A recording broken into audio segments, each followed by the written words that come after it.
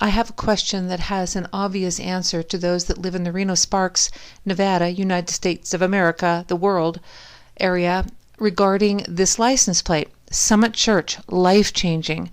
When I first saw that license plate, I was playing music at Summit Church. I was believing the pastor at Summit Church, but I knew there was an issue. I just couldn't take it. So I did take it, pretended like I was going to put it on my car, snuck it back when nobody was watching because I didn't want to embarrass anybody. So what I've discovered is they are life-changing, but life-changing doesn't necessarily mean for the better. So I'll try to briefly explain what happened at that church, and I think I might work backwards. I'll start with the reason that I left and then go backwards in time so you can see why I think it's interesting that a man with this kind of a smile could be such a con man.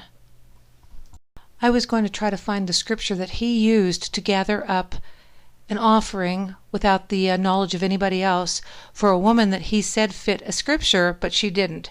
I have discussed that before. But I found this passage instead, and it kind of makes me laugh because really, I got screwed over by Summit. Pardon the pun.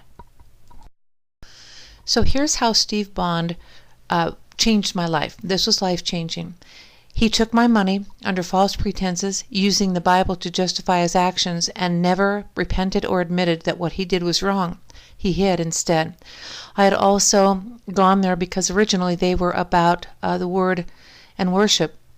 But something happened to Steve Denny.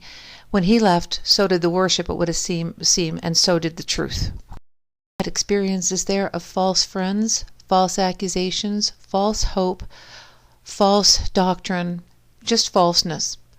And what I will say in conclusion, that it did change my life because it caused me to look at things more closely, more deeply, and do what the King says, and that's test the spirits. So if somebody says something and their actions don't match their words, and you find out about it, do what I did. Gently approach that person because I was not forceful. I gently approached the elder, Chris Winslow, first, and then I sent an email to Steve Bond. Neither one of them responded.